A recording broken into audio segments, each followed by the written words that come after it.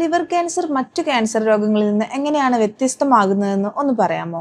Primary liver cancer അല്ലെങ്കിൽ ഹെപ്പാറ്റോസെല്ലുലാർ cancer എന്നത് കരളിലെ കലകളിൽ മാരകമായ കോശങ്ങൾ രൂപം കൊള്ളുകയും ചെയ്യുന്ന ഒരു രോഗമാണ് ലിവർ ക്യാൻസർ. എക്സാമ്പിൾ, ബ്രസ്റ്റിലോ അല്ലെങ്കിൽ ലങ്സിലോ രൂപം കൊള്ളുന്ന ക്യാൻസർ അത് പ്രൈമറി ആയിരിക്കും. അത് ശരീരത്തിൽ നിന്ന് ആ ഭാഗത്തു നിന്ന് ലിവറിലേക്ക് സ്പ്രെഡ് ചെയ്ത് വരുന്നത് സെക്കൻഡറി ലിവർ ക്യാൻസർ.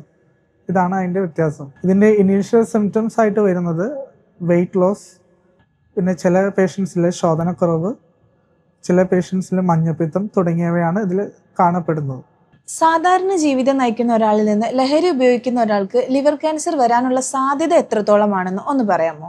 സാധാരണ ജീവിതം നയിക്കുന്ന ഒരാളിൽ നിന്ന് ലഹരി ഉപയോഗിക്കുന്ന ഒരാൾക്ക് ലിവർ ക്യാൻസർ വരാനുള്ള സാധ്യത 30 മുതൽ 40% വരെയാണ് എന്നാണ് പഠനങ്ങൾ സൂചിപ്പിക്കുന്നത്. വിട്ടുമാറാത്ത കരൾ രോഗത്തിനും അമിതമായ മദ്യപാനത്തിന്റെ ഉപയോഗം ലിവർ സിറോസിസിന് കാരണമാകുന്നു. ലിവർ സിറോസിസ് ലിവർ ക്യാൻസറിനുള്ള ഒരു പ്രധാന കാരണമാണ്. രണ്ടാമത് സ്മോക്കിംഗ്.